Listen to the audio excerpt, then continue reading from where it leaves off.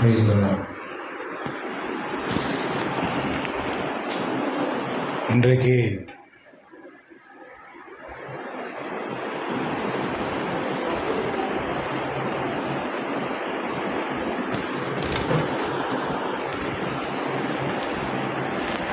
நாவின் அதிகாரம் என்ற தலைப்பில் பார்க்க போகிறோம்.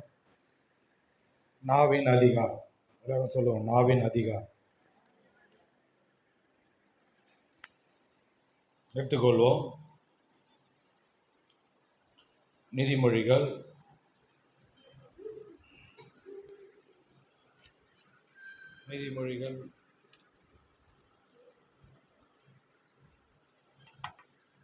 18ஆம் அதிகாரம் 20 to 21. நீதிமொழிகள் 18, 20 to 21 வாசிப்போம்.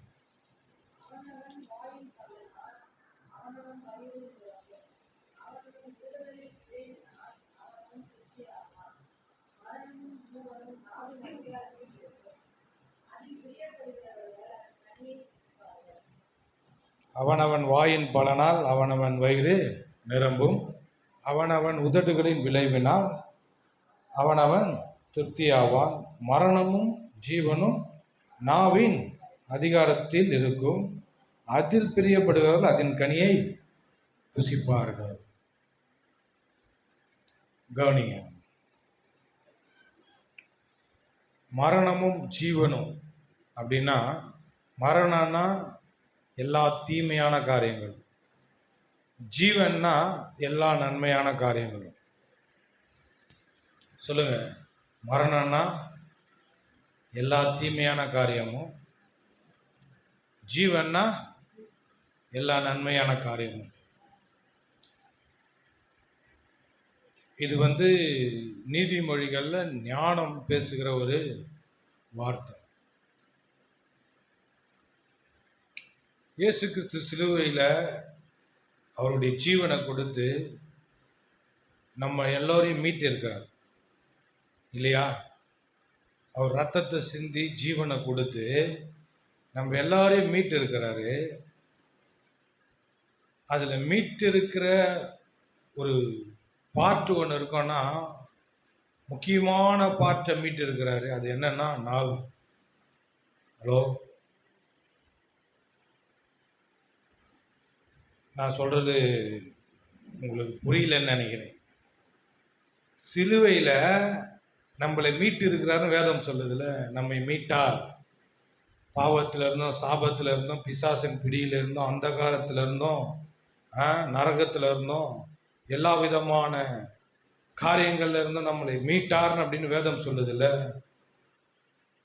மீட்டார்னா எதுல மீட்டார்னா, மீட்டு இருக்காரு, சிலுவையில் முக்கியமானதை செஞ்சிருக்கிறாரு. அந்த முக்கியமானதை செஞ்சதுல ஒரு காரியம் நம்மளுடைய வாழ்க்கையில் நடந்திருக்குது. அது என்ன தெரியுமா? நம்ம நாவை மாற்றி இருக்கிறார். ஹலோ, நம்ம நாக்கை தான் மீட்டு இருக்கிறார். நாங்க நீ சொல்றது பைபிள்ல இருக்குதா?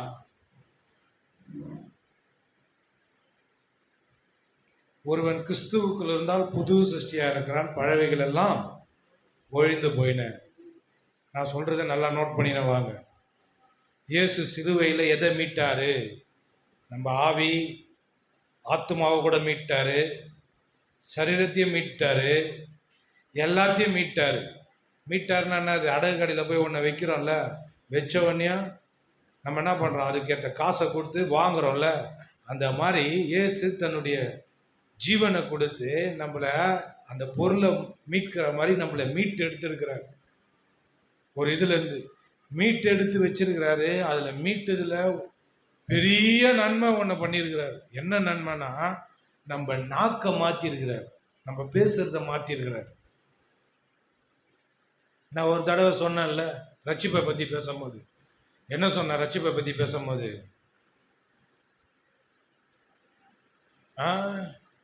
அற்புதங்களாலும் அடையாளங்களினாலும் பலவிதமான பலத்தை செய்கையினாலும் தேவன் தாமே சாட்சி கொடுத்ததுமா இருக்கிற இவ்வளவு பெரிதான ரட்சிப்பு அப்படின்னு நான் பேசினேன். அப்போ பேசும்போது சொன்னேன், ஆதாமை சிருஷ்டிக்கும் போது எப்படி சிருஷ்டித்தாரு? மண்ணுனால மனுஷனை உண்டாக்கி ஜீவ சுவாசத்தை அவன் மூக்குல ஊதுனாரு, அவன் ஜீவாத்மாவானான். ஆவியும் ஆத்மாவானான். அதான் ஒரிஜினல். ஜீவாத்மான என்னது? ஜீவனும் ஆத்மா அப்படின்னு போட்டுக்குது. ஜீவன் சொல்ற இடத்துலலாம் ஆவின்னு தான் படிக்கணும். நம்ம அப்படி படிச்சு பார்த்தா சீக்கிரமா புரிஞ்சிடும். ஜீவாத்மாவானான், ஜீவிக்கிற இந்த ஆவின்னும் போது நம்மளுக்கு ஒன்றும் தெரியல. ஜீவாத்மானோன்னு அவன் உயிரோடு இருக்கிற ஒரு இதை காட்டுது, நம்மளுக்கு புரிகிற மாதிரி சொல்லுது. ஆனால் ஆவி ஆத்மா உடைய ஒரு மனுஷனா ஆனா அப்படின்னு போட்டுக்குதுல்ல. அங்க சிருஷ்டிக்கும் போது இப்படி சிருஷ்டித்தாரு, ஊதுனாரு, வந்துட்டான். ஆனா சிலுவையில அந்த ஆதாம், விழுந்த ஆதாமுடைய சந்ததி எல்லாரையும் மீட்கிறதுக்கு சிலுவையில ஒரு காரியத்தை பண்ணாரு. என்ன காரியம்னா, சிலுவையில பாவத்தையும் சாபத்தையும் எல்லாத்தையும் சுமந்து தன்னுடைய ஜீவனை கொடுத்து, இயேசு நிக்கோதேமு கிட்ட சொல்றாரு, ஒருவன் மறுபடியும் பிறக்கலைன்னா தேவனுடைய ராஜ்யத்தில் பிரவேசிக்க முடியாது அப்படின்னாரு. அவன் கேட்குறான், நான் இவ்வளோ பெரிய ஆளாக இருந்துக்குன்னு என் அம்மா வயிற்றுல போய் எப்படி நான் பிறப்பேன் அப்படின்னு கேட்குறான். அதுக்கே சொல்கிறாரு, எப்பா நீ என்ன பண்ணாத, ஒன்னிய மண்டையை போட்டு குழப்பிக்காத. நான் இப்படி சொன்னதுனால போயிட்டு பிறக்கிறதுக்கு போய் ட்ரை பண்ணிக்காத. நான் சொல்கிறாரு, சொல்கிறாரு, நான் சொன்னது ஆவியை பற்றி சொன்னேன்டா. படுபாவி, ஆவியை பற்றி சொன்னேன். இவ்வளோ பெரியது. அவன் வயசானவன், இயேசுவை விட வயசான மத போதகர். அவன் ஆசாரியன்.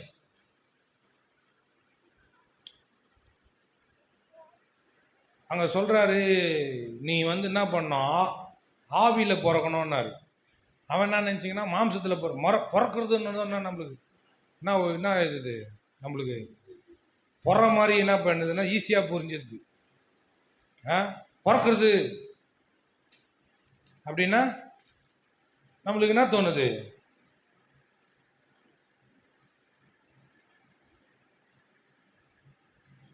அவன் பரிசேயன் தான். பரிசேயன், அதாவது என்ன மாதிரி ஒரு பாஸ்டர், கமல் மாதிரி ஒரு பாஸ்டர், கமலக்கண்ணன் பாஸ்டர், அவர் மாரி ஒரு பாஸ்டர். அவரும் நான் ரகு. இவன் நிக்கோதேமு பேர் பாருங்க, நிக்கணுமா போனோமான்ற மாதிரி இருக்குது பேர். நிக்கோதேமு பேர். அவன் பார்த்தா வயசானவன், ரகசியமா வரான் இயேசுகிட்ட. அப்படி வரான் ரகசியமா கேட்குறான். என்ன பண்றானா, இந்த பார் இயேசு, நான் ஒரு மத போதகர், நான் தேவன் கூட இல்லைன்னா இவ்வளோ பெரிய அற்புதங்கள்லாம் செய்ய முடியாது. நான் ரகசியமாக கேட்குறேன். நான் வெளியெல்லாம் உன் பேர் கெட்ட பேராகுது, உன்னை வெளியெல்லாம் பார்க்க முடியாது. அதனால என்ன பண்ணுறான்னா ரகசியமாக கேட்டு போகிறாரு. பாருங்க, சொல்கிறாரு ஏசு, சொல்கிறாரு, டேய் நீ மறுபடியும் பிறக்கணும்னு. மறுபடியும் பிறக்கணுமா அப்படின்னு ஒரு மாதிரி பார்க்குறான். ஏய் மாம்சமாக யோசிக்காதடா. நம்ம எதனா சொன்னோன்னு வச்சுக்க, நம்ம சர்ச்சில் அப்படியே மாம்சிகமாகவே எடுத்துக்கிறாங்க. எதனா திட்டினா கூட, எதனா சொன்னால் அப்படியே எடுத்துக்கிறாங்க. அப்படியே ஏற்றுக்காத.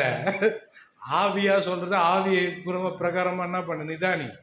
நீ சொல்கிறாரு, ஏன் சொல்கிறாரு, ஒருவன் மறுபடியும் பெறாவிட்டால் தேவனுடைய ராஜ்யத்தை காண மாட்டான் என்று மெய்யாக மெய்யாக உனக்கு சொல்லுகிறேன் என்றார். அதற்கு நிக்கோதேமு, ஒரு மனுஷன் முதிர் வயதால் இருக்கையில், அவனை தான் சொல்லிக்கிறான், ஏன்னா அவர் தான் வயசானவர். எதனா சொன்னா சில சமயங்கள்ல எனக்கு கூட எங்க மாமியாரையோ எங்க அம்மாவையோ சர்ச்சைக்கு போய் உட்கார வச்சிருப்பேன். இப்படி பேசுறாருப்பா, உனக்கு தான் பேசுறாரு, உனக்கு தான் பேசுறாருன்னு நினைச்சுன்னு இருப்பேன். ஆண்டவர் சொல்றாரு வெளியே வரும்போது, டேய் எல்லாத்தையும் உனக்கு தானே பேசுற, நீ என்ன பண்ணாத, பிரியாணி வாங்கி தட்ட அங்கே குத்துறாத, நீ சாப்பிட்றதுக்கு தான் ஒன்று குத்துக்கிற. இப்போ நம்ம பாருங்களேன், எதனா போய் உக்காந்தா, எதனா பந்தியில் போய் உக்காந்தா அவங்க தட்டில் இவ்வளோ வச்சுக்கிறான், நம்ம தட்டில் கம்மி.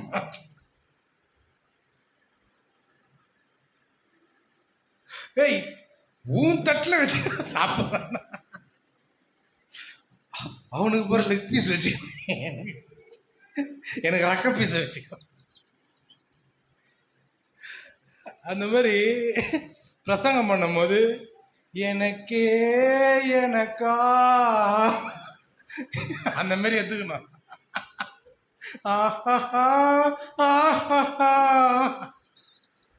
அந்த மாதிரி எடுத்துக்கணும். புரியுதுங்களா? அவங்களால சிரிக்க சொல்லுங்க, எனக்கே எனக்கா. இவர் என்ன பண்ணாரு, மறுபடியும் பிறக்கணும்னதும், ஏய் நான் தான் வயசாகிருக்கிறேன், நான் தான் என்ன பண்ணோம், மறுபடியும் பிறக்கணும், நான் மறுபடியும் எப்படி பிறகுறது அப்படின்னு கேட்குறான். ஏசு சொல்றாரு, அதற்கு நிற்கிறது, ஒரு மனுஷன் முதிர் வயதாக இருக்கையில் எப்படி பிறப்பான்? அவன் தன் தாயின் கர்ப்பத்தில் 2ஆம் தரம் பிரவேசித்து பிறக்க கூடுமோ அப்படின்னா ஏசு பார்க்கிறாரு அவனை. மாம்சம் மாம்சம் மாம்சத்துல பார்க்கறான் அப்படின்னு. இயேசு பிரதியுத்தரமாக, ஒருவன் ஜலத்தினாலும் சொல்றாரு பாருங்க, அவனுக்கு பதில சொல்றாரு. ஒருவன் ஜலத்தினாலும் தண்ணீர்னாலும் ஆவியினாலும் பிறவாவிட்டால், தண்ணின்றது எதை குறிக்குதுன்னா ஞானஸ்தானத்தை குறிக்குது.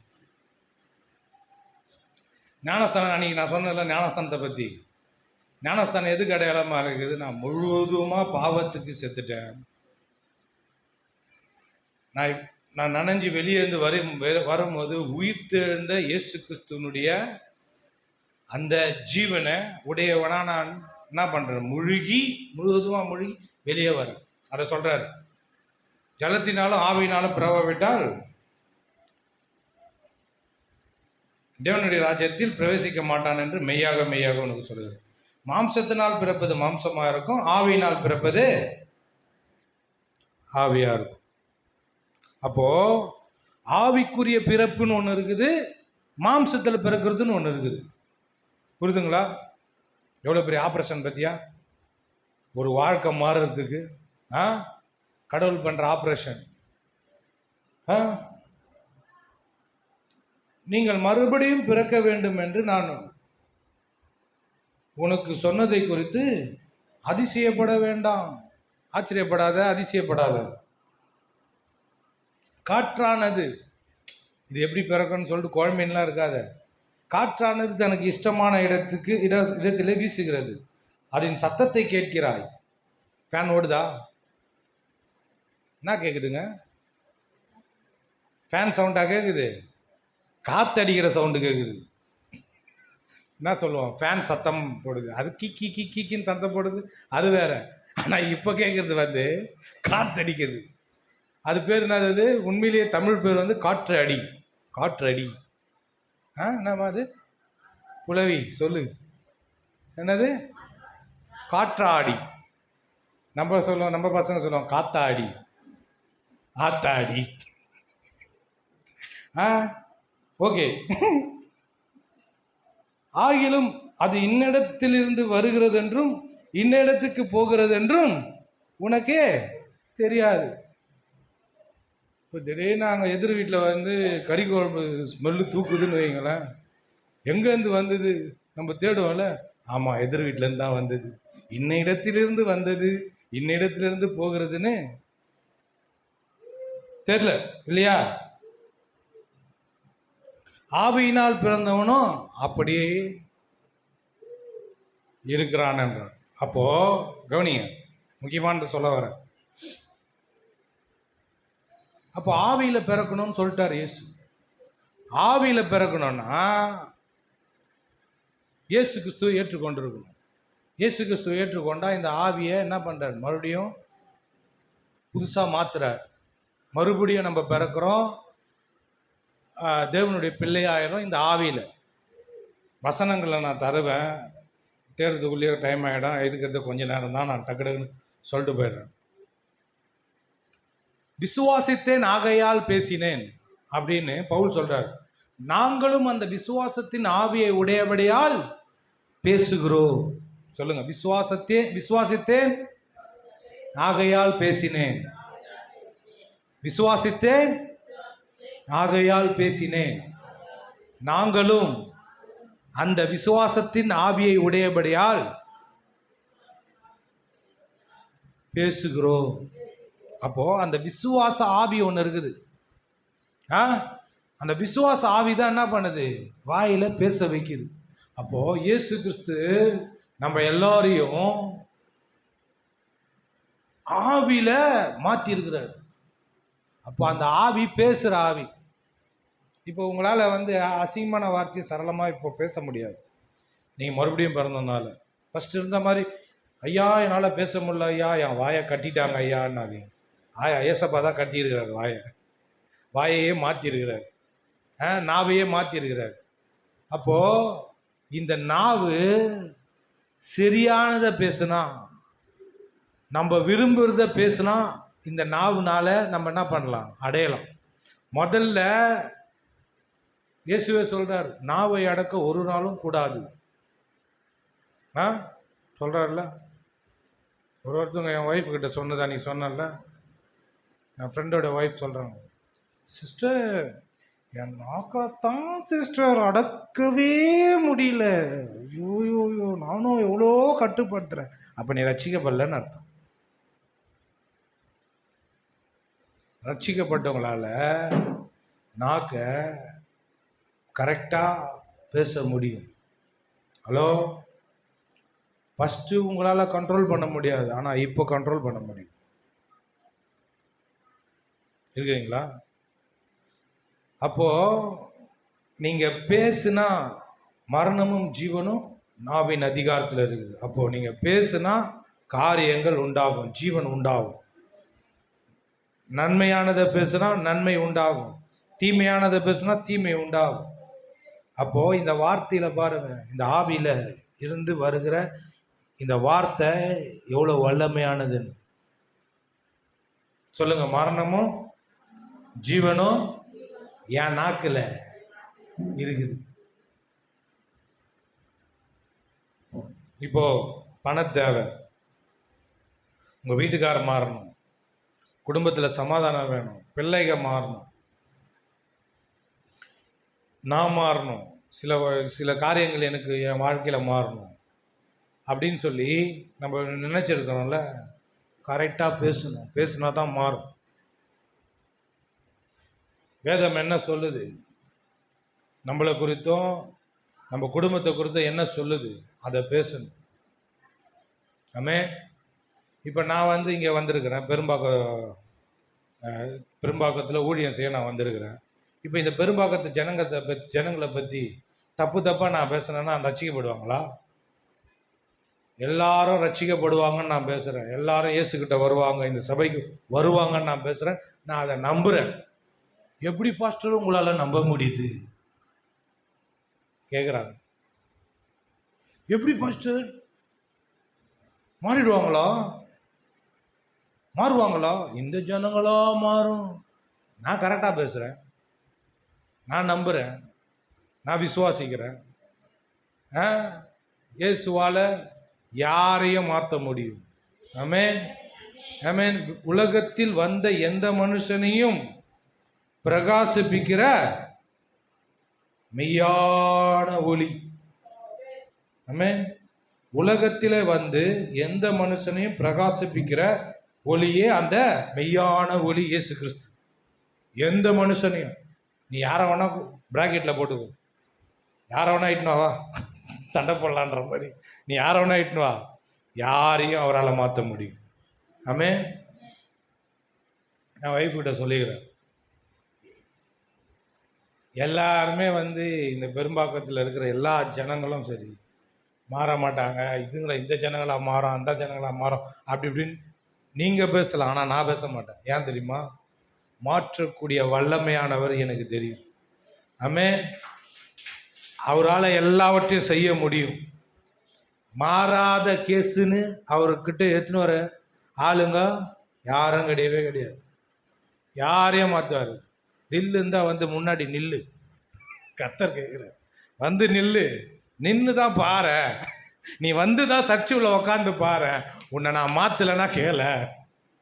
ஆமே, நீ சொல்லாத ஐயோயோ அவரெல்லாம் அவ்வளோ கஷ்டமானவர், அவரெல்லாம் ஐயோயோ லேசில் மாற மாட்டாரு, அவரா அவ்வளோ கடினமான. ஏய் ஏய் ஏய் ஏய் இங்க வா. நானும் அந்த ஜாதி ஜமாத்து தான். வா வா வா. நானும் மாறி இருக்கிறவா, என்னையே மாத்திக்கிறாரு. என்னை விட மோசமானவங்களாம் மாத்தி இருக்கிறாரு. எல்லாரையும் மாத்துறதுக்கு அவரால் ஆகும். ஆமென். எல்லாரையும் மாத்துவார். நம்ம வாயை திறந்து என்ன சொல்லணும்னா, தேவனால கூடாத காரியம் ஒன்றும் இல்லை. ஆமென். ஒண்ணு கிடையாது. சொல்லுங்க, ஒண்ணு கிடையாது. அப்போ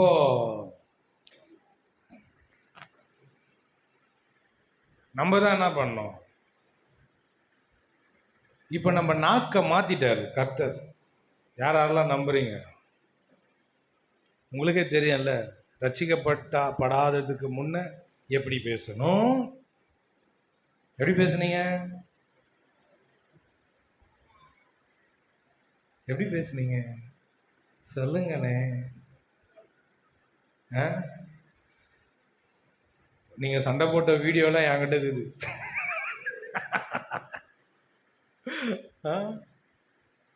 ஆனும் பயங்கரமா பேசிக்கிறேன்.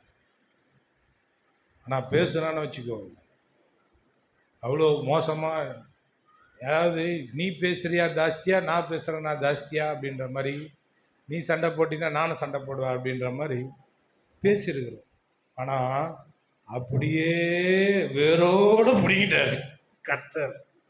பிடுங்கி தூக்கி போட்டு புது ஆவிய, தேவனுடைய ஆவிய, தேவனுடைய பிள்ளை என்கிற ஆவிய, கிறிஸ்துவின் ஆவிய அப்படியே உள்ள வச்சிட்டார். இப்போ வாயை திறந்து ஒருத்தனை சபிக்கணும்னா முடிய மாட்டுது. ஃபர்ஸ்ட் பேசுற மாதிரி அசிங்கமா பேச வர மாட்டேது. அப்புறமா போயிட்டு வந்தா கூட சரி, தப்பி தவறி பேசினா கூட சரி, கத்தாவே என்னை மன்னிங்க, தப்பா பேசிட்டு அப்படின்ட்டு என்ன பண்றோம்? மன்னிப்பு கேட்குறோம். ஏன்? ஏன்னா மாற்றப்பட்டிருக்கு. அப்போ இது வரைக்கும் தானா? இவ்வளோதானா? நம்மளுடைய நாவை இவ்வளோதான் இப்படி பண்ண, இவ்வளோதான் பயன்படுத்த முடியுமா? ஏதோ ஒன்று தப்பு, இதுதான் வளர்ச்சி. பாருங்க, நம்ம மறுபடியும் பிறந்துட்டோம். இந்த ஆவியை வளர்க்கணும்.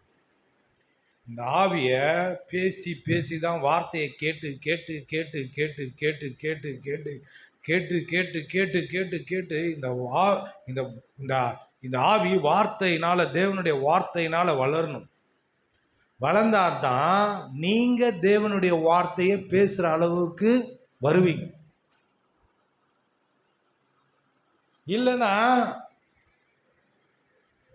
பழைய அந்த வாழ்க்கையில் இருக்கிற அந்த பாதிப்புகளில் இருக்கிற அந்த மண்டை இருக்குது பத்தியா, மறுபடியும் பிறக்காத மண்டை, ஆத்மா, மனது, அது என்ன பண்ணனா பேசும். இப்போ ஒரு நாய், கருப்பு நாயின்னு ஒன்று இருக்குது, வெள்ளை நாயின்னு ஒன்று இருக்குது. சாக்லேட் கலர் கிடையாது. கருப்பு நாய், வெள்ளை நாய் அப்படின்னு இருக்குது.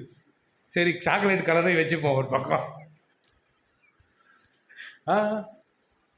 இப்போ அந்த கருப்பு நாயையும் சரி விடுங்க, உங்களுக்கு அந்த வெள்ளை நாயும் சாக்லேட் கலரையும் ஒரு கூண்டில் போட்டோம். கருப்பு நாயை தனியாக திரும்பி ஒரு கூண்டில் போட்டோம். இந்த வெள்ளை நாய்க்கும் சாக்லேட் கலருக்கு ஏன் சாக்லேட் கலர் வந்ததுன்னே தெரில. சரி, அந்த சாக்லேட் கலரையும் அந்த வெள்ளை நாயும் நல்லா சாப்பாடு போடுவோம். சாப்பாடு நல்லா சிக்கனாக போடுறோம். நல்லா வறுத்து அவிச்சு என்ன பண்ணுறோம்? அந்த நாய்க்கு, 2 நாய்க்கும் போடுறோம். இந்த கருப்பு நாயை கண்டுக்கிறதே கிடையாது. இது அப்படியே விட்டுறோம். அது ஒரு மாதம் 2 மாதம் அப்படியே விட்டுறோம். குடிக்க வெறும் தண்ணி கூட கொடுக்கறது கிடையாது. சும்மா அப்படி தண்ணி காட்டுறோம் அதுக்கு. இப்போ என்ன பண்ணுறோம்? திறந்து விடுறோம். என்ன வர்றோம்? திறந்து விடல, திறந்து விடுறோம். திறந்து விட்டா எந்த நாய் ஜெயிக்கும்? பசியாகிற நாய் ஜெயிக்கணும். இப்போ வந்து கச்சி விட்டுருவேன் நான் உங்களை. ஏங்க அதுக்கு எங்கெங்க பலன் இருக்கும், சத்து இருக்கும், அதுவே ஏந்து நிற்க முடியாமல் இருக்குது. 2 மாதம் சோறு, சரி ஒரு வருஷம் சோறு போடல செத்துறங்க. ஒரு 2-3 மாதத்துலேயே கொடுக்கலண்ணா அதை கூட தலையாடுறாங்க பாரு. இல்லை நீங்கள் சொல்கிறது தப்பு, 2-3 மாதத்தை செத்துறவனு கூட ஆகிட வரமாட்டேன். நான் சொல்கிறதெல்லாம் அப்படியே நம்பி பாருங்க. எந்த நாய் அது நிற்கிறதுக்கு பலன் இருக்காது, ரொம்ப இதுவாக இருக்கும். ஆனால் இந்த நாய்ங்க புசு புசுன்னு இருக்கும்.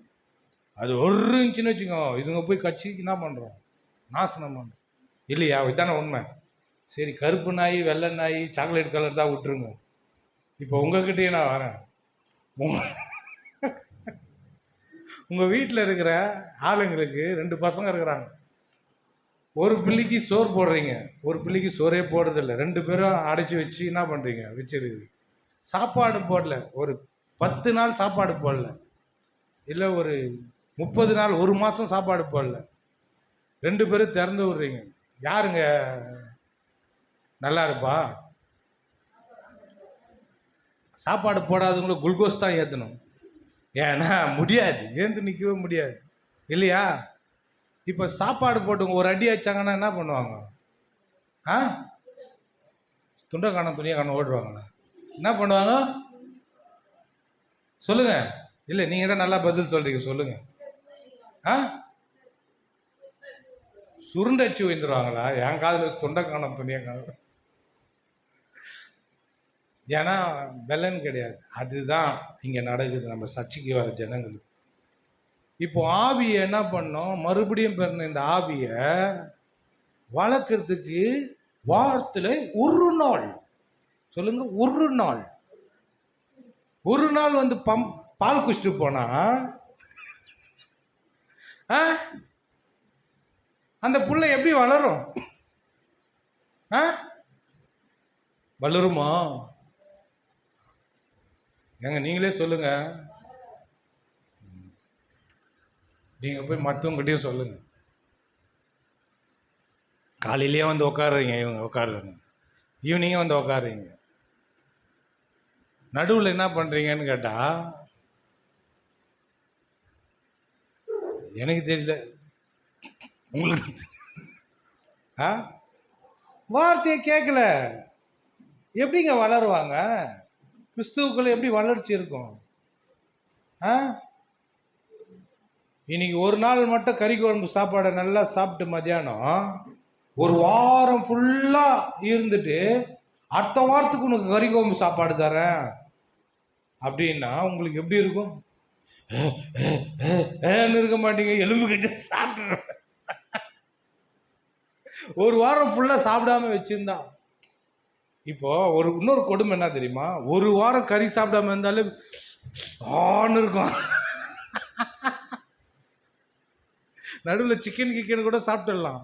ஆனால் அந்த கறி, மாட்டு கறின்னு வரும்போது என்ன ஆகணும்? சாப்பிட்டே ஆகணும்ல. சாப்பிடாம இருந்தாலும் பிரச்சனை. ஒரு வாரம் சாப்பிட்டு ஒரு வாரம் கேப் விட்டு மறு வாரம் சாப்பிட்டாலும் எப்படி இருக்குது பிச்சை? காஜி வச்ச போய் இவ்வளோ கஷ்டமாக இருக்குது. இப்போ நம்ம ஜனங்களுக்கு அதான் நந்தன் இருக்குது. என்ன கேட்டால் டெய்லி வைக்கணும், மெசேஜ் கொடுக்க நான் ரெடி. ஒரு வாரம் மட்டும் ஒரு வாரம் அவர் ரெடியாக கேட்குறாரு. டெய்லி வச்சா கூட நான் வைப்பேன். அவ்வளோ இருக்குது பேசுறதுக்கு, அவ்வளோ இருக்குது நீங்கள் தெரிஞ்சுக்கிறதுக்கு. இப்போ உங்களுக்கு வந்து தீர்க்கதரிசிகள் தேவை தெரியுமா? உங்களுக்கான தீர்க்க தரிசனம் சொல்லக்கூடிய தீர்க்கதரிசிகள் தேவை. அதுலேயே நீங்கள் வளரணும். உங்கள் வாழ்க்கையை குறித்து பேசுறதுக்கு கர்த்தர் உங்களை குறித்து சொல்லக்கூடிய காரியங்களை அறிவிக்கிறதுக்கு தீர்க்கதரிசிகள் தேவை. அந்த மாதிரி ஆட்கள் இங்கே வரணும். நம்ம சர்ச்சில் ஒரு ஆள் இருக்கணும். இங்கே அப்போஸ்தலர்கள் தேவை. ஒரு சபையும் வளர்ச்சியில் நடத்துறதுக்கு அப்போஸ்தலர் தேவை. மேய்ப்பர் நான் இருக்கிறேன், போதகராகவும் இருக்கிறேன். இப்போ இந்த 2 பேர் தேவை. அப்போது ஒருத்தர் வந்து மெசேஜ் கொடுக்கும்போது நல்லா இருக்குது அப்படின்னு சொல்லும் போது என்ன நடக்குதுன்னா, உங்கள் ஆவியில் நீங்கள் போஷிக்கப்படுறீங்க. குழந்தை நல்லா திருப்தியாக மம்மு குச்சிக்குது. என்ன குச்சிக்குது? மம்மு குச்சிக்குது. அதனால திருப்தியாக போகுது ஞாயிற்றுக்கிழமை. அந்த ஞாயிற்றுக்கிழமை மட்டும் போகாமல் இருந்தா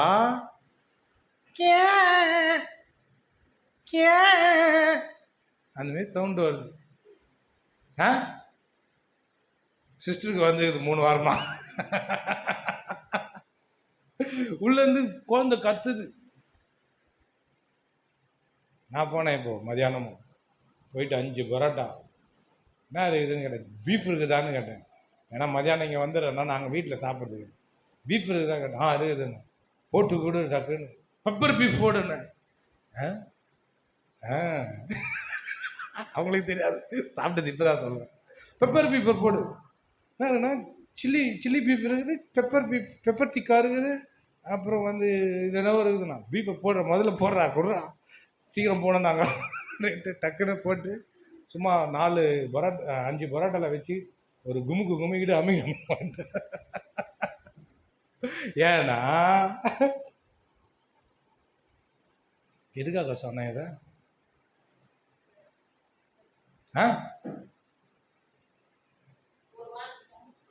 மம்மு குடிக்கலண்ணா தெளிவாகிறாங்க அவங்க. மம்மு இப்போ நானே வந்து பீஃப் சாப்பிடலன்னு ஒரு மாதிரி இருக்குது. இப்போ நீ வந்து வாரத்தில் ஒரு தடவை உட்காந்து மம்மு குடிச்சிட்டு போன நீ எப்படி வளர்ற? உன்னை பால்வாடி கூட அனுப்ப முடியாது, கேஸ் ஆகுறேன். உனக்கு யார் பவுடர் பால் கூட கொடுக்கல நீ. உனக்கு எப்படி கிறிஸ்தவம் வளரும்? நான் கொஞ்சம் வேதனையாகவும் பேசுகிறேங்க. எப்படி வளரும் கிறிஸ்தவம்? இப்போ அந்த வெள்ளை நாய், கருப்பு நாய், சாக்லேட் கலர், அப்புறம் ஒரு பசங்க 2 பசங்க அப்படி எடுத்துங்களேன். இப்போ நம்ம ஆவி இருக்குல்ல, அது மறுபடியும் பிறந்திருக்குது. இயேசு கிறிஸ்து மீட்டு விலையேறப்பட்ட ரத்தத்தினால மீட்டு கொடுத்துருக்கிறாரு இந்த ஆவியை. அப்போ நம்ம வளர்க்கக்கூடிய கடமை இருக்குது இல்லை நம்மளுக்கு. இப்போ இந்த ஆத்மா வந்து பழைய வாழ்க்கையில் கற்றுக்கின நம்ம என்னென்னலாம் தெரிஞ்சோமோ இந்த வயசுக்கு ஏற்ற மாதிரி, இப்போ இவன் முதிர் வயதெலாம் இருக்கலன்னு சொல்கிறான்ல, அந்தமாரி நம்ம இத்தனை வயசு, எனக்கு 42 ஆகுது, உங்களுக்கு ஒரு வயசு ஆகுதுல்ல, அப்போது அவ்வளோ வருஷ எக்ஸ்பீரியன்ஸும் அறிவும் இந்த மனதில் இருக்குது, பாதிப்புகள் இருக்குது. நம்ம செஞ்சது, நம்ம வாழ்க்கை பயணம், நம்ம பண்ண காரியங்கள் எல்லாமே இந்த நினைவில் இருக்குது. நம்ம பழைய வாழ்க்கையில் வளர்ந்த வளர்ச்சி இருக்குது. ஆனால் கிறிஸ்துவுக்குள்ள எந்த அளவுக்கு வளர்ந்துக்கிறோன்னு கேட்டால் இல்லையே. அப்போ எந்த நாய் நல்லா வளர்ந்துக்குது? ஹலோ, இப்போ உங்களுக்குள்ள கடவுள் பாதி மிருகம் பாதி கலந்து செய்த கலவை நான். வெளியே இருக்கிறவங்களாம் உள்ளார போகிறாங்க. உள்ளே மிருகம் வெளியே கடவுள் விளங்க முடிதா கவிதை நான். அது மாதிரி தான் இருக்குது. உள்ள கடவுள் இருக்குது. இவன் சொன்னது தப்பு பாட்டு. உள்ளே மிருகம் வெளியே கடவுள்ன்ட்டான். ஆனால் நம்மளுக்குள்ள உள்ளுக்குள்ள மிருகம், கொஞ்சம் வெளிக்குள்ள அந்த ஆத்மாவுக்குள்ள, உள்ளுக்குள்ள கடவுள், அந்த ஆத்மாவுக்குள்ள மிருகம் இருக்குது. நம்ம பழைய நினப்பெல்லாம் இருக்குது பற்றியா, பழைய அந்த மைண்டு எல்லாமே ஞாபகம் இருக்கும், எல்லாமே மெமரிஸில் இருக்கும், எல்லாமே எதனா பண்ணால் உடனே புசுக்குன்னு கோவம் வரும். எப்படி வரும்? புசுக்குன்னு கோவம் வரும், புசுக்குன்னு வார்த்தை வரும், எல்லாமே வருது. ஏன் புசுக்குன்னு வருதுன்னா அது நல்லா தீனியன் துண்டு நல்லா கூது, அதனால தான் புசுக்குன்னு கோவம் வருது. நான் சொல்லிட்டேன், நீங்கள் கூடி வர்றது தீமைக்கு எதுவாக இருக்குது, நீங்கள் யாரு கூட பேசாதீங்கன்ட்டு நம்ம சர்ச்சில். ஏன்னா ஏன் வந்து கேட்கறதுக்கு ஆள் இல்லை. என் பையனே சிரிக்கிறான். ஏன்னா கேட்கறதுக்கு ஆள் இல்லை. பாருங்க, அவ்வளோ வளர்ச்சி எதில் இருக்குது? நம்ம வாழ்க்கையில் வளர்ந்து வந்த அந்த வளர்ச்சி இருக்குது. ஆனால் கிறிஸ்துவுக்குள்ள வளரல. ஆனால் கிறிஸ்துவுக்குள்ள குழந்தையா இருக்கிறோம். ஆனால் பழைய வாழ்க்கையினுடைய வளர்ச்சி நல்லா மண்டியில் நல்லா இருக்குது. அப்போ நீங்கள் ஒன்று சேர்ந்தா கிறிஸ்துவுக்குள்ள இருக்கிற சகோதரர்கள், சகோதரிகள், சிஸ்டர், பிரதர்னு இருப்பீங்க. இங்கே பழைய வாழ்க்கை மாதிரி தான் இருக்கும். அதனால தான் இதெல்லாம் சர்ச்சைக்கு அப்போது நான் தான் வார்த்தையை கேட்டால் இப்படி இருக்குது. ஏன் இந்த கேள்வி வருதுன்னா, ஒரு வாரம் விட்டு ஒரு நாள் மம்மு குடிக்குது. ஹலோ,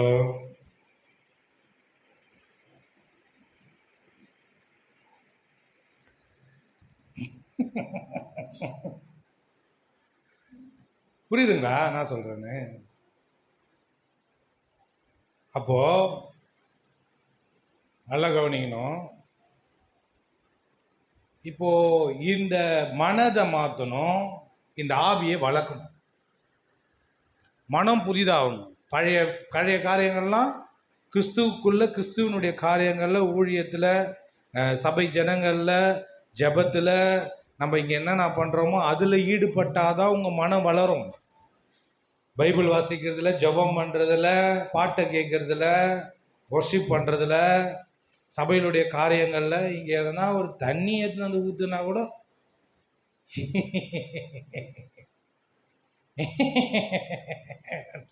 அப்படின்ற மாதிரி இருக்குது. நானே என் ஒய்ஃபை தான் எடுத்து ஊற்றுறேன். அதில் கமல் பாஸ்டர் சொல்கிறார், தண்ணி பூச்சி வைங்கள குடிக்கிறதுக்கு, வரவங்களுக்கு குடிக்கிறதுக்கு. ஏன்னா ஒரு ஒரு காரியத்தை எதுவுமே செய்ய மாட்டாங்கன்னு இல்லை, நான் சொல்கிறது இல்லை, நான் சொன்னால் செய்கிற ஆட்கள்லாம். அன்றைக்கி கூட வந்தீங்க, வந்து பெருகிட்டு போனீங்க, வெளியெல்லாம் கொஞ்சம் பெருகுனீங்க. இப்போ நான் பிரச்சனை வந்து என்கிட்ட இருக்குதோன்னு நான் தோணுது. நான் என்ன நினைக்கிறேன், நீங்களாம் செய்ய மாட்டீங்களா? நீங்கள் என்ன சொல்கிறீங்கன்னா, நாங்கள் மம்மு குடிச்சிட்டு கொஞ்சம் டைம் நாங்கள் ரொம்ப மம்மு குடிச்சு நாங்கள் முட்டி போட்டுனுக்குறோம்.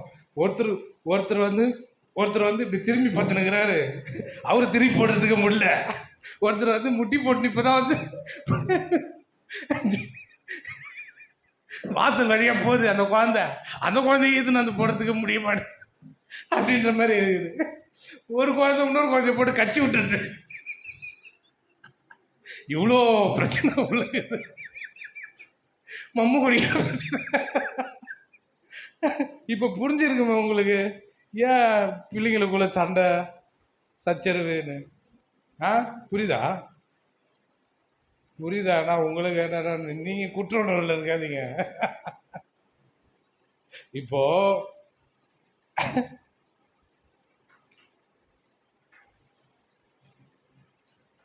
இப்போ உங்கள் பிள்ளைங்களை நீங்கள் பார்க்குற பார்வை வேறையாக இருக்கும்ல. உங்கள் பிள்ளைங்களை நீங்கள் பார்க்குற பார்வை வேறு, மற்றவங்க பார்க்குற பார்வை வேறு. இப்போது கர்த்தர் உங்களை எப்படி பார்க்குறாரு அப்படின்றத நீங்கள் பார்த்தீங்கன்னு வைங்களேன், ரொம்ப காமெடியாக இருக்கும். அது ஒன்று தொட்டில போட்டு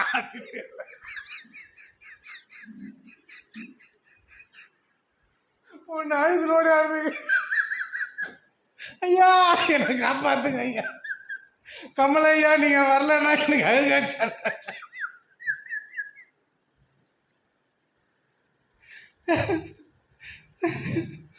ஒரு குழந்தை ரொம்ப ஓவரா பேச,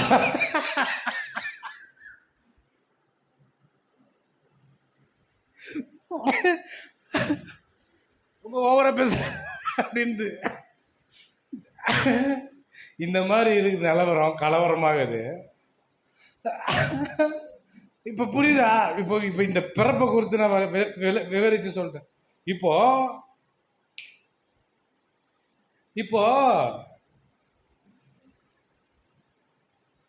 கிறிஸ்துவுக்குள்ள இப்போ நான் உங்களை அறிக்கை பண்ண வைக்கிறேன், ஜெபம் பண்ண வைக்கிறேன், சில காரியங்களை சொல்கிறோம், அது கூட சொல்ல வர மாட்டுதுன்னா என்னத்தை காட்டுறீங்க அப்படின்னா, வளரல, இன்னும் நான் வளரல அப்படின்றது காமிச்சு கொடுக்குறீங்க. இப்போது எப்படி நம்ம நேச்சுரலாக ஒரு குழந்தை வந்து பிறந்து வளர்ந்து அது வந்து நடந்து அப்படி ஒரு ஒரு ஒரு ஒரு ஒரு ஒரு படி நிலைகள்லாம் இருக்குது பார்த்தீங்களா. குழந்தை இப்படியே கிடக்குது, அப்புறமா என்ன பண்ணுது, கவுருது, அதுக்கப்புறம் முட்டி போடுது, அதுக்கப்புறம் எழுந்து நிற்குது, அப்படியே கொஞ்சம் கொஞ்சமாக தத்தக்க பத்தக்கன்னு வருது, அதுக்கப்புறம் என்ன பண்ணுது, கையில் பிடிக்க முடியல, அது ஓடுது, பிச்சுக்குன்னு ஓடுது, புடி புடி புடின்றோம். இதில் வேற இது கால் முளைச்சி இது பண்ணுறதுக்கு இது பாரு அப்படின்னு போட்டு அடிக்கிறோம் வேற. ஒரு இடத்துல சும்மா இருக்க மாட்டேது பாருங்க. அப்புறமா இது இது இது வந்து இது பேசிக்கு. அப்புறமா பேச ஆரம்பிக்குது பாரு, அதான் காமெடி. என்ன சொல்றது, இப்போ நான் அசிங்கமாலாம் பேச போறேன், அப்பதான் உங்களுக்கு புரியும். கவனிங்க. அம்மா சொல்லு அம்மா, அப்பா சொல்லு அப்பா, அப்பா சொல்லிச்சுப்பா, அம்மா சொல்லிச்சுப்பா அப்படின்னு நான் சொல்றேன். இதெல்லாம் வருது. அப்புறமால அவள் தான் உன்ன அப்படின்னு சொல்லி என் குழந்தை எவ்வளோ அழகாக சொல்லுது பாரு, அவள் தான் உன்னன்னு கொண்டுடுவேன் சொல்லுது அப்படின்னு கை காட்டி கொண்டுடுவேன் சொல்லுது, இதெல்லாம் சொல்லுது. அப்புறமா என் பையனை பார்த்தீங்கன்னா ஐயோ யோ யோ யோ வாயை திறந்தானா மூடவே மாட்டான், காது கோயிங்க காதெல்லாம் வலி அப்படின்றான் என் ஒய்ஃப். அப்புறமா லேட்டஸ்ட்டாக ஏதோ ஒன்று சொன்னான். அன்றைக்கி நாங்கள் என்ன பண்ணோன்னா, சிஸ்டர் வந்து ஒரு 500 ரூபாய் கொடுத்தாங்க. கொஞ்சம் காசு மிதப்பில் என்ன பண்ணிட்டேன், கேஎஃப்சிக்கு போயிட்டோம். ஆனால் இவங்களுக்கு எதுக்குமே தெரியாது இவங்களுக்கு. இவங்க ரொம்ப நாளாக கேஎஃப்சி பேனுக்குறாங்க, எப்போ போவான்னு. என்ன பண்ணிட்டேன், எடுத்துன்னு போயிட்டேன் கேஎஃப்சிக்கு போயிட்டேன். சாப்பிட்டு கேஎஃப்சிக்கு போய் இவங்களுக்கு சர்ப்ரைஸ் ஆனால் இவர் வந்து முத்தம் கொடுக்குறதுனா, அந்த மாதிரினா கட்டி பிடிக்குறதுனா, அவருனா ஐயோ ஐயோ ஐயோ அப்படின்ட்டு சரி உட்காருங்கன்னு சொல்லிட்டு உட்கார வச்சு குத்துட்டு வெளியே வரும்போது இன்னொன்று எல்லாம் சாப்பிட்டு வெளியே வரோம். அவர் சொல்கிறார், யார் 5 வயசு வளர்ந்துக்குது அது சொல்லுது, அது பேச்சை பாருங்க, நான் சொல்கிற வார்த்தையை. அப்பா வீட்டுக்கு தான் போவார்னு பார்த்தா கேஎஃப்சிக்கு போகிறாரு அவர் சொல்லுது. அதை ஒரு அழகாக சொன்னான் அவன். அப்போது அந்த வயசில் அது பேசுறதை நம்ம என்ன பண்ணுறோம், ரசிக்கிறோம். இப்போ நம்ம ஜனங்க பேசுறதை ரசிக்கிறதுக்கு ஆண்டவர் கேட்குறாரு. இதில் மம்முக்குட்டி சல்லுக்குட்டி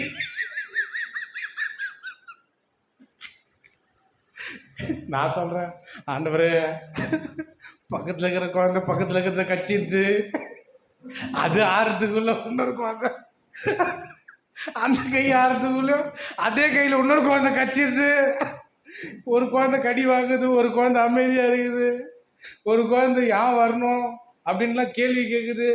இந்த மாதிரிலாம் இவ்வளோ பிரச்சனைலாம் இருக்குது. ஆண்டவரே இதான் இது அப்படின்னா. இப்போ கமல் ஐயா ரொம்ப பிடிக்குது தெரியுமா நிறைய பேருக்கு.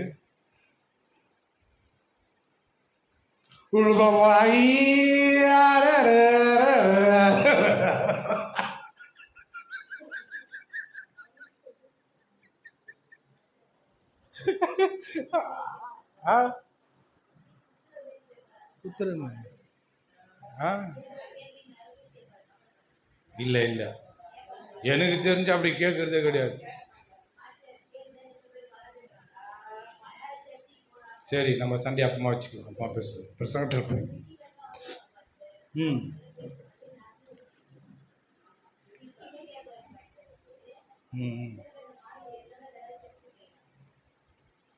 சில சமயங்களில் வந்து அந்தமாரி பேசக்கூடாது போலக்குதான்.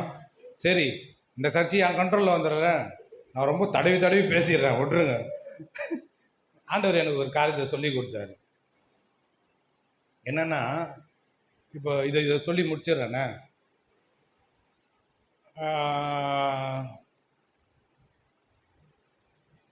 நம்ம ஜனங்க இந்த ஆவியில் வளரணும், இதுதான் தெரியும். இப்போ பாருங்கள், இப்போ ஓரளவுக்கு புரிஞ்சுக்கினீங்களே கிறிஸ்தவ வளர்ச்சியை பற்றி. ஒரு குறிப்பிட்ட ஸ்டேஜுக்கு என்ன பண்ணணும், பேச ஆரம்பிக்கணும். ஆனால் தான் சொல்கிறேன், நாவின் அதிகாரத்தில் இருக்குது. இப்போது இயேசு தன்னுடைய ரத்தத்தையே சிந்தி இந்த ஆவியின் மூலமாக பேசும் அதிகாரத்தை, இந்த நாக்களை ரத்தத்தை சிந்தி கொடுத்துருக்காருன்னா இது அவ்வளோ வேல்யூ. இந்த வாயை வச்சு நம்ம வாழ்க்கையை அப்படியே சூப்பராக சிருஷ்டிக்கலாம். நம்ம விரும்புறதுக்கு ஏற்ற மாதிரி நம்ம வாழ்க்கையை அப்படியே வடிவமைக்கலாம், செதுக்கலாம்.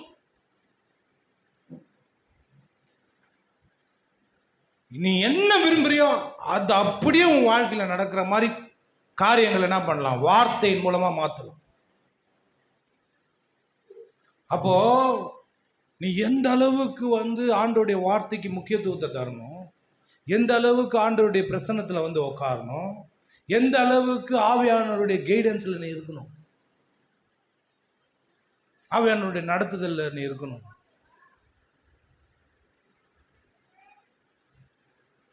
அப்போது நம்ம இப்போ பாருங்கள், என் குழந்தைக்கு இப்போ 2 பேருக்கும் 10 வயசு. 10 வயசுக்கு ஏற்ற இதை இவங்க இருக்கிறாங்க. இப்போது இங்கே இங்கே இங்கே இங்கே என்ன பிரச்சனைனா, ஒரு அந்த அந்த அந்த அந்த வளர்ச்சி வரணும்னா அந்த வளர்ச்சிக்கேற்ற விதத்தில் எல்லாருமே எல்லாம் பசிதாகமத்தோடு வர்றீங்க, எனக்கு நல்லா தெரியுது.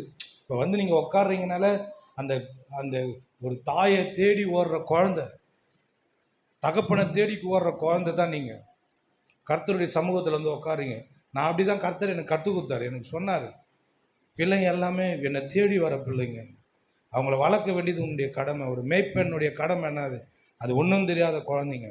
அந்த குழந்தைங்கள என்ன பண்ணணும், அவங்க நிறைய ப்ராப்ளத்தில் இருப்பாங்க. அந்த ப்ராப்ளத்துலேருந்து அவங்கள தூக்கி ஒரு பக்கம் அவங்க குடும்ப பிரச்சனையிலேருந்து அவங்களுக்கு விடுதலை ஆகணும், இன்னொரு பக்கம் கிறிஸ்துவுக்குள்ளே வளரணும்.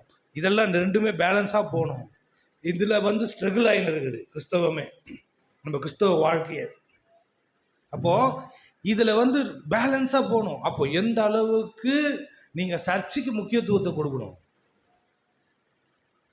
சபையின் வார்த்தைகளுக்கு முக்கியத்துவம், ஒரு பிரசங்கத்துக்கு முக்கியத்துவத்தை தரணும்.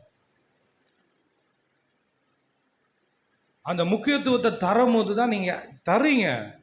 அந்த அளவுக்கு நம்ம எல்லா ஜனங்களுமே நல்லா கொடுத்தாங்கன்னா சபை எங்கேயோ வளர்ந்துடும், அவங்க வாழ்க்கை சூப்பராகிடும். நீங்கள் எல்லாமே இங்கே இருக்கிற ஜனங்களுக்கு எக்ஸாம்பிளாக இருப்பீங்க, ஒரு உதாரணமாக இருப்பீங்க. அந்த அளவுக்கு வளர்ச்சி இருக்கும். ஏன்னா வார்த்தை அந்த மாதிரி வார்த்தை, ஆண்டோடைய வார்த்தை வாழ்க்கையை மாற்றி மற்றவனை பாதிக்கிற அளவுக்கு வாழ்க்கை மாறுற வார்த்தை. அப்போ உங்களுடைய வளர்ச்சி உங்களுடைய நாவின் அதிகாரத்தில் இருக்குது. அப்போ இதை வளர்க்கணும்னா, உங்கள் ஆவியை வளர்க்கணும்னா பிரசங்கத்தை கேட்கணும், பிரசங்கத்தை கேட்கணும். இப்போ பிரச்சனை என்ன தெரியுமா, உங்களுக்கு விசுவாசம் இல்லைன்னு பிரச்சனையே கிடையாது. விசுவாசம் இருக்கிற விசுவாசத்தை தட்டி எழுப்பணும். பிரசங்கத்தை கேட்க கேட்க தான் கேள்வியினாலே விசுவாசம் வருமா, கேட்கறது மூலிமா விசுவாசம் வரும். நீங்கள் இயேசு கிறிஸ்துவை எப்படி ஏற்றுக்கொண்டீங்க, ஒருத்தவங்க சொன்னாங்க, உங்களுக்கு சொல்லதுனால என்ன ஆச்சு, கேட்டீங்க, கேட்டது மூலயமா விசுவாசம் உள்ளே உண்டாச்சு. அதே போல தான் உங்கள் வாழ்க்கையில் நடக்கிற எல்லா விதமான காரியங்களையும் நீங்கள் நிறுத்துறதுக்கு, உங்கள் வாழ்க்கையில் நடக்கிற எல்லா தீமைக்கும், வியாதிக்கும், வலி வேதனைகளுக்கும், பொருளாதாரத்துக்கும், பண பிரச்சனைக்கும், கஷ்டங்களுக்கும், வறுமைக்கும், எல்லாத்துக்குமே வார்த்தையை கேட்க கேட்க கேட்க கேட்க நீங்கள் ஆவியில் வளர வளர வளர வளர நீங்கள் கீழ்ப்படிய படிய படிய படிய உங்கள் வாழ்க்கை மெருகைன்னு போயினே இருக்கும். மகிமையின் மேல் மகிமை அடைந்து மறுரூபம் ஆயினே இருப்பீங்க. உங்களுக்குள்ள மறுரூபமாக நடந்துனே இருக்கும். நீங்கள் இந்த பிரபஞ்சத்துக்கு ஒத்த வேஷம் தெரியாமல் தேவனுடைய நன்மையும் பிரியமும் பரிபூர்ணமான சித்தம் இன்னது என்று பகுத்தறியத்தக்கதாக உங்கள் மனம் புதிதாகிறதுனால இந்த மனம் மறுரூபமாயிடும். இப்போ உள்ள இருக்கிற ஆவி பிரச்சனை இல்லை, அது புது சிருஷ்டி, அது தேவனுடைய ஆவி. ஆனால் இந்த மனம் புதுசாகிறதுக்கு ஏங்குது. அதனால தான் உட்காந்துக்கிறீங்க. இது இது இது இந்த இந்த ஏக்கம் மட்டும் இல்லைன்னா நீங்கள் வெளியே தான் இருப்பீங்க. எதனா ஒரு டிவியை பார்த்துக்கின்னு, யாரா ஏன்னா ஃபங்க்ஷனுக்கு போய்க்கின்னு, யாரை கூட சுற்றிக்கின்னு, எதனா பண்ணிக்கின்னு அப்படி இருக்கும். ஏன்னா இது ஏங்குது இந்த மனம். நிறைய பேருக்கு மனதில் பிரச்சனை இருக்குது. இயேசு சொல்கிறாரு, இந்த மலை பிரசங்கம் இருக்குல்ல, இந்த மலை பிரசங்கமே நிறைய பேர் என்ன நினச்சிருக்கிறாங்கன்னா, இயேசு சொன்ன ஒரு பிரசங்கம் அது நல் வாழ்க்கைக்கு ஒரு ஒரு ஒருத்தவங்க கொடுப்பாங்கல்ல, வாழ்க்கை முறையை சொல்கிறது, வாழ்க்கைக்கான தத்துவத்தை சொல்கிறது, வாழ்க்கைக்கான ஒரு உண்மைகளை சொல்கிறது அப்படின்னு நினச்சினுக்கிறாங்க. அது கிடையாது. மலை பிரசங்கமே மறுபடியும் பிறந்தவனுடைய வளர்ச்சிக்கான படிநிலைகள். அது மலை பிரசங்கம் எடுத்து வாசித்தாலே உங்களுக்கு புரிஞ்சிடும் பாருங்க. முதல்ல எடுத்த உடனே ஒரு பிரசங்கத்தை பண்ணாரு. அது என்னன்னா மலை பிரசங்கம். எடுத்த உடனே அவர் வாயை திறந்து பாருங்க, 5ஆம் அதிகாரம் 5ஆம் அதிகாரம் சொல்லிட்டு முடிச்சார். அவர் திரளான ஜனங்களை கண்டு மலையின் மேல் ஏறினார். அவர் உட்கார்ந்த பொழுது அவருடைய சீசர்கள் அவரிடத்தில் வந்தார்கள். அப்பொழுது அவர் தமது வாயை திறந்து அவர்களுக்கு உபதேசித்து சொன்னது என்னவென்றால், வாயை திறந்து கடவுள் பேசுறார். மனுஷனா வந்து முத ஒரு பிரசங்கத்தை பண்ற. கவனிங்க, வாயை திறந்து சொன்ன வார்த்தை கடவுள். ஆவியில் எளிமை உள்ளவர்கள் பாக்கியவாங்க, அவர் பரலோக ராஜ்யம் அவர்களுடையது. ஆவியில எளிமை அப்படின்னா என்ன அர்த்தம்? ஆவியில எளிமை, நம்ம இயேசு கிறிஸ்து கிட்ட வரதுக்கு முன்னாடி ஆவியில எளிமை இல்லை, இருதயம். அதான் இருதயம் சொல்லுது வேதம். ஆவியை தான் இருதயம் சொல்லுது. அந்த இருதயம் கடினமாக இருந்தது. இயேசு கிறிஸ்துவை ஏற்றுக்கொள்ள வரும்போது ஆவி வந்து ஒடுங்கி போய் வந்தோம். ஒடுங்கி போய் வரும்போது என்னாச்சு? அவரை பார்க்கறதுக்கான வழி கிடைச்சது நம்மளுக்கு. அவரை ஏற்றுக்கொள்றதுக்கான, கடவுள்கிட்ட வர்றதுக்கான ஒரு பாத்திரமாக மாறும். இந்த ஆவி வந்து எளிமையாக இருந்தது. ஆவியில் இன்னொரு இடத்துல படுது, ஆவியில் தரித்திரம், இருதயத்தில் ஆவியில் தரித்திரம் உள்ளவர் பாக்கியவான்கள் அப்படின்னு. இந்த இருதயத்தில் ஒன்றுமே இல்லாமல் ஆண்டவர் எல்லாம் நீங்கள் தான். இப்போ பார்த்தீங்கன்னா எக்ஸாம்பிள் சொல்லலாம். காலையில் வந்து பவானிஸ்டோடைய ஹஸ்பண்ட் உக்காந்துருந்தார்ல, அவர் பார்த்தீங்கன்னா அவர் பலத்தில் ஓடின்னு இருந்தார். கூப்பிட்டு பார்த்தாங்க, வரல. இப்போ முடியலன்னு தான் வராரு. என்ன ஆச்சு? இப்போ அவருடைய பலத்தெல்லாம் என்ன பண்ணிட்டாரு? பார்த்துட்டாரு. ஐய, அதே மாதிரி தான் ஜனங்க வந்து தங்களுடைய பலன் ஓடுறாங்க. அப்புறமா ஒரு நாள் வரும், அந்த பலனு கைவிட்டுரும், அவங்கள ஒன்றுமே இல்லாமல் ஆக்கும். அப்போது நம்ம பலனில் நிற்க முடியாது, வாழ்க்கையை நடத்த முடியாது. நம்மளுக்கு மேலே ஒரு பலன் கொடுக்குறவரை நம்மனா தான் நம்ம வாழ்க்கையை நடத்த முடியும். ஒரு நம்பிக்கை வர பாருங்க. அப்போ தான் என்ன பண்ணுவாங்க? ஆண்டவர்கிட்ட வந்து சரணடைவாங்க. அதை தான் சொல்கிறது ஆவி. அதனால தான் எடுத்த உடனே சொல்கிற வார்த்தை பாருங்க, ரொம்ப முக்கியமான வார்த்தை இது. எடுத்த உடனே கடவுள் பேசுகிற வார்த்தை, இயேசு பேசுகிற வார்த்தை, ஆவியில் எளிமை உள்ளவர். எடுத்த உடனே பேசுகிறார், ஆவியை பற்றி பேசுகிறார். ஆவிக்கு முக்கியத்துவத்தை தர்றார். ஆவியில் எளிமை உள்ளவர் பாக்கியவான்கள், பரலோக ராஜ்யம் அவர்களுடையது. அந்த இடத்துல நீங்கள் வந்துட்டீங்கன்னா பரலோகமே, கடவுளே உங்ககிட்ட வந்துட்டார். அப்போ எடுத்த உடனே அதை சொல்கிறார்ல, சொல்லிட்டு ரெண்டாவது சொல்கிறார், இது மறுபடியும் பிறகு. இப்போ நம்ம என்ன பண்ணோம்? இருதயத்தை நொறுங்கி போய் உக்காந்தோம், இயேசுக்கிட்ட வந்தோம், பார்த்தா இயேசு ஏற்றுக்கொண்டோம், ரட்சிக்கப்பட்டோம் இல்லையா? அப்படி தானே? பரலோகத்தில் பரலோக ராஜ்யம் நம்மளுது ஆயிடுச்சு இல்லையாங்க? ஆமான்னு சொல்லுங்களேன், கத்துங்களேன். பாக்கியவான்களாக இருங்க. துயரப்படுகிறவர்கள் பாக்கியவான்கள், அவர்கள் ஆறுதல் அடைவார்கள். இது ரெண்டாவது விஷயம் நடக்குது. ஆண்டவருக்குள்ளே வந்துட்ட பேர் துயரப்படுவோம், நிறைய துயரப்படுவோம். என்னன்னா, சில தப்புங்கள்லாம் செய்வோம், சில குறைகள்லாம் நம்மக்கிட்ட இருக்கும். நம்ம குறைகளை நம்ம பார்ப்போம், நம்மளே நம்ம என்ன பண்ணுவோம்? சரி பண்ணிக்கிறதுக்கு முயற்சி பண்ணுவோம். ரொம்ப ஐயோ ஒரு மாதிரி இருக்குது, நான் ஆண்டவருக்கு கரெக்டாக நடக்கலை, ஆண்டவருக்கு நான் சரியாக இல்லை அப்படின்ற துயரம் நம்மளை என்ன பண்ணும்? வாட்டி வதக்கும். ஏன்னா அந்த ஆவி பரிசுத்தமானதுனால, நம்மளுடைய ஆவி பரிசுத்தமானதுனால, அது தேவரகமானதுனால, நம்மளுக்குள்ள இருக்கிற எல்லா விதமான காரியங்களை என்ன பண்ணுதுன்னா வெளிக்காட்டுறதுனால என்ன பண்ணோம்? நம்ம துயரப்படுறோம். இது ரெண்டாவது ஸ்டெப்பு. அது என்ன ஆகுது? ஆறுதல் அடையிறது, ஆறுதலை உண்டாக்குதான். அப்புறமா இன்னொன்று, மூணாவது, சாந்த குணம் உள்ளவர்கள் பாக்கியவான்கள் அப்படின்னு வருது. சாந்த குணம்னா என்ன? அது அப்படியே ஒன்றும் தெரியாத மாதிரி, அப்படியே அமைதியான ஆள் அப்படி கிடையாது. சாந்த குணம்னா மீக்னஸ்ன்னு இங்கிலீஷில் வருது. மீக்னஸ்னா கற்றுக்கொள்ளக்கூடிய ஒரு மனது, கற்றுக்கொள்ளக்கூடிய ஒரு மனது உடைய ஒரு ஆள். சாந்த குணம்னா கற்றுக்கொள்ளக்கூடிய, எல்லாவற்றுக்கும் தன்னை தாழ்த்தி எனக்கு எதுவுமே தெரியாது, நான் எல்லாத்தையும் தெரிஞ்சு இல்லை, எனக்கு ஆண்டவருடைய காரியங்களை நிறைய தெரியணும், ஆண்டவருடைய காரியங்களையும் உலகத்தில் இருக்கிற எல்லா காரியங்களையும் என்ன பண்ணணும், நான் தெரியணும்னு அப்படிப்பட்ட இருதயத்தோட தன்னை தாழ்த்தி தன் மனதை என்ன பண்ணுறது திறந்து, நான் ஆண்டவருடைய காரியங்களை நான் நிறைய கற்றுக்கொள்ளணும் அப்படின்னு திறந்து வந்து உட்கார்ந்து ஆண்டவருடைய வார்த்தையை கேட்கக்கூடிய ஆட்கள் சாந்த குணம். இது 3வது ஸ்டெப்பு. பாருங்க, சாந்த குணம் உள்ளவர்கள் பாக்கியவான்கள், அவர்கள் பூமியை சுதந்திரித்துக் கொள்வார்கள். நீ ஆண்டவருடைய பிள்ளையாயிட்ட இந்த பூமியை சுதந்திரிக்கணும், கற்றுக்கொள்ளணும், ஆண்டவருக்கு கொடுக்க கற்றுக்கொள்ளணும், தேவனுடைய ஊழியக்காரன் கனம் பண்ண கற்றுக்கொள்ளணும், தேவனுடைய காரியங்களை தேவனுடைய ஆலயத்தை கனம் பண்ணுறதை கற்றுக்கொள்ளணும், தேவனுக்கு எப்படிப்பட்ட நமக்கு நேரத்தை கொடுக்குறோன்றதை கற்றுக்கொள்ளணும். இதெல்லாம் கற்றுக்கினா தான் பூமியை சுதந்திரிப்போம். அப்புறமா நீதியின் மேல் பசிதாகம் உள்ளவர்கள் பாக்கியவான்கள், அவர்கள் திருப்தி அடைவார்கள். முன்னாடி இருக்கிற வாழ்க்கை வந்து சுயநீதி, நான் கரெக்டாக இருப்பேன், நான் கரெக்டானதை செய்வேன், நான் அப்படி நான் இப்படின்னு. ஹலோ மேடம் கவனிங்க, சார் கவனிங்க, ஃபஸ்ட்டு இருந்தது சுயநீதி, இப்போ இருக்கிறது தேவநீதி. நான் தேவனுக்கு முன்பாக கரெக்டாக நடக்கணும். ஆமென். நான் கரெக்டாக இருக்கிறேன், நான் கரெக்டாக இருக்கேன், அங்கே கரெக்டானால போச்சு.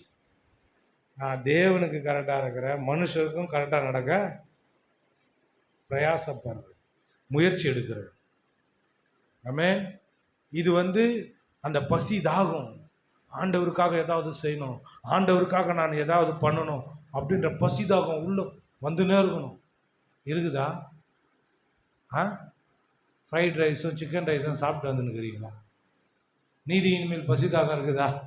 தேவ நீதியின் மேல், தேவனுடைய காரியங்கள் மேல் இது திருப்தியாக்கும். நீங்கள் என்னத்தான் கரெக்டானதை செஞ்சாலும் அங்கே திருப்தி இருக்காது. ஆனால் தேவனுடைய காரியங்கள் கரெக்டானதை செஞ்சீங்கன்னா அவ்வளோ திருப்தி இருக்கும். ஆமென். அதை பாருங்க, ஏன் சொல்றாரு, முதலாவது தேவனுடைய ராஜ்யத்தையும் அவருடைய நீதியும் தேடுங்க, அப்போது இவெல்லாம் உங்களுக்கு கூட கொடுக்கப்படும். ஆனால் நீங்கள் எதாவது நீங்கள் சரியாக செஞ்சீங்கன்னா திருப்தி கிடைக்கும். ஆனால் அது வேற திருப்தி. ஆனால் தேவனுடைய காரியங்களை நீங்கள் கரெக்டாக செஞ்சீங்கன்னா, தேவ நீதியின்படியே நடந்தீங்கன்னா, தேவனுடைய நீதியில் நடந்தீங்கன்னா அவ்வளோ திருப்தி இருக்கும் உங்கள் உள்ளத்தில். ஆமென். பாருங்கள், இதெல்லாம் மறுபடியும் பிறந்த உங்களுடைய படிநிலைகள், வளர்ச்சி. அப்பா, இரக்கம் உள்ளவர்கள் பாக்கியவான்கள், இரக்கம் பெறுவார்கள். இது ஆண்டவருடைய பிள்ளை தானே, இரக்கத்தை காட்டாமல் இருந்துட முடியுமா? முடியாது.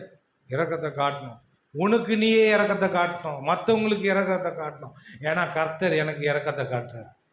ஆமென். நான் என்னத்தான் நான் மறுபடியும் பிறந்தாலும் புது சிருஷ்டியாக இருந்தாலும் சில தவறுகள் என்னை அறியாமலே நான் செய்வேன், தெரிஞ்சும் செய்வேன். கர்த்தர் எனக்கு இரக்கத்தை காட்டுறார், கர்த்தர் என் மேலே கிருபையாக இருக்கார், கர்த்தர் என் மேலே அன்பாக இருக்கிறார். எனக்கு தன்னுடைய கிருபையை இரக்கத்தை பரிபூர்ணமாக காட்டுறாரு. அதே போல் நானும் மற்றவங்களுக்கு காட்டணும். ஆமென். இரக்கம் பெறுவோம். மற்றவங்களுக்கு இரக்கத்தை காட்டினா தான் இரக்கம் நம்மளுக்கு கிடைக்கும். அப்புறமா இருதயத்தில் சுத்தமுள்ளவர்கள் பாக்கியவான்கள். இருதயம்னா இது 2 இடத்த காட்டுது. ஆவியும் ஆத்துமாவும் சேர்ந்து வளருகிற ஒரு வளர்ச்சி. கிறிஸ்துவுக்குள்ள வளர்றோம் பார்த்தீங்களா? பழைய மனுஷனும் புது மனுஷனும் சேர்ந்து வளர்த்து எடுக்கிற ஒரு வளர்ச்சி.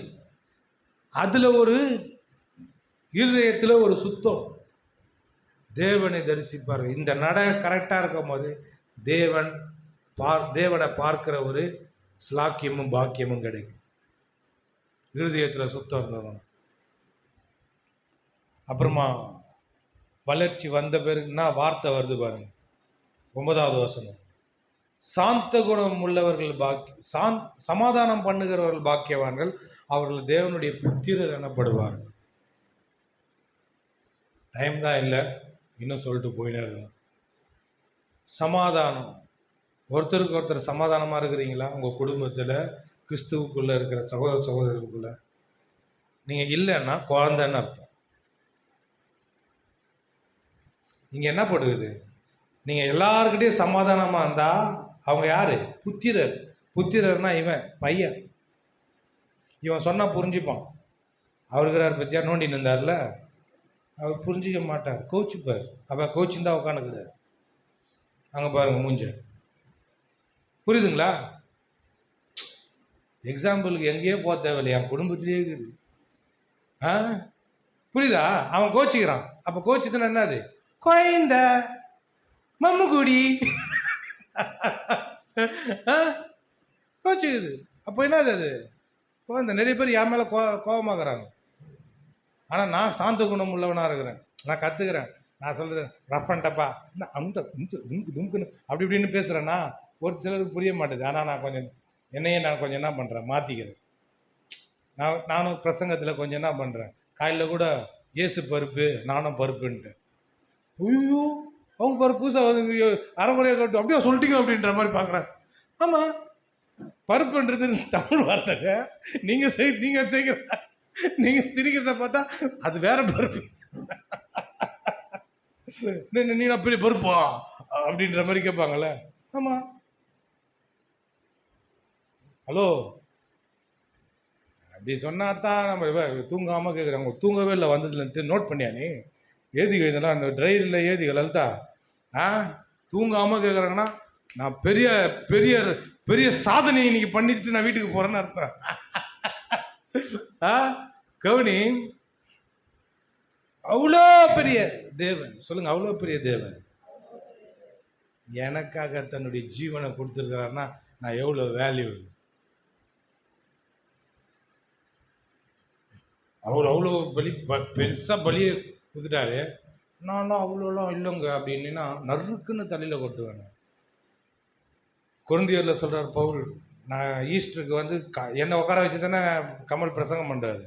அவரை உட்கார வச்சு நான் பிரசங்கம் பண்ணுறேன். பாருங்க, பவுல் சொல்கிறாரு நம்முடைய மகிமைக்காக அப்படின்றாரு. நம்முடைய மகிமைக்காக கிறிஸ்து சிலுவையில் அறையப்பட்டார். ஏங்க, நம்மளுடைய வேல்யூ என்னன்னு தெரியாமல் இருக்கிறோம். ஏன் தெரியாமல் இருக்கிறோம்? அவரை யாருன்னு தெரிஞ்சா அப்பத்தான் உனக்கு தெரியும் நீ எவ்வளோ வேல்யூன்னு. நம்முடைய மகிமைக்காக சொல்லுங்க எல்லாரும், நம்முடைய மகிமைக்காக.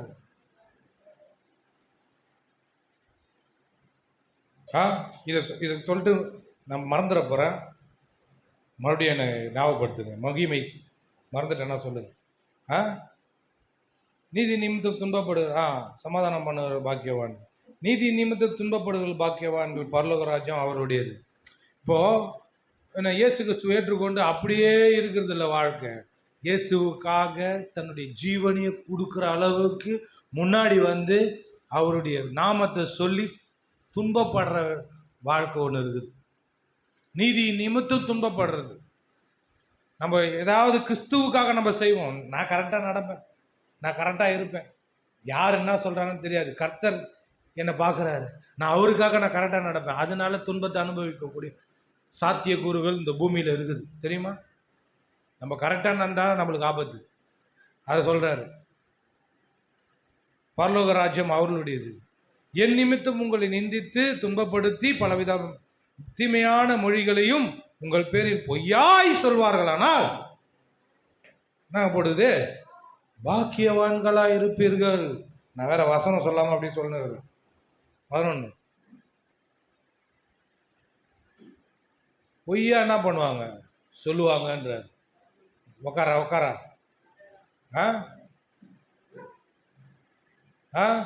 கவனிக்கிறீங்களா? பொய்யா சொல்லுவாங்க. இதெல்லாம் வளர்ச்சிக்கு வந்த பேர் தான். சொல்லுங்க, வயசுக்கு வந்த பேர் தான். ஹலோ, ஒரு வயசுக்கு வந்த பேர் தான் இதெல்லாம் நடக்கும் நம்மளுக்கு. இப்போ உங்கள் பேரில் பொய்யா எதனா சொல்கிறாங்களா? நீதி நிமித்தம் துன்பப்படுறீங்களா? அப்போ குழந்தையாகவே இருக்கிறீங்க. இப்போ நான் குழந்தைங்களுக்கு தான் பிரசங்கம் பண்ணுறேன். எத்தனை குழந்தை வந்துக்குது? 1 2 3 4. 4 குழந்தை. இதில் வேற என் சரீர பிரகாரமாக நான் பெற்று எடுத்த 3 குழந்தை. கிறிஸ்துவுக்குள்ள 4 குழந்தை, நான் பெற்றது 3 குழந்தை. இப்போ நீங்கள் எல்லாம் குழந்தைங்களா இருக்கிறீங்க. அப்போது இதெல்லாம் வளர்ச்சி. சொல்லுங்கள், வளர்ச்சி. இருக்கிறீங்களா? புரிஞ்சுதா நான் பேசுறது? என் ஒய்ஃப் சொல்லுவா, புரிஞ்சுது, இன்னைக்கு நல்லதா பேசுனேன் போகும்போது. அப்புறமா சொல்றாரு பவுலு,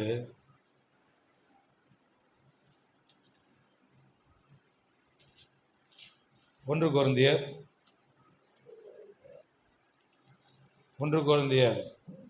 2ஆம் அதிகாரம். முடிஞ்சிச்சு. எடுத்துங்க முடிஞ்சிச்சு. போயிடலாம், மம்மு குடிக்க போயிடலாம். சீக்கிரம். அடா சக்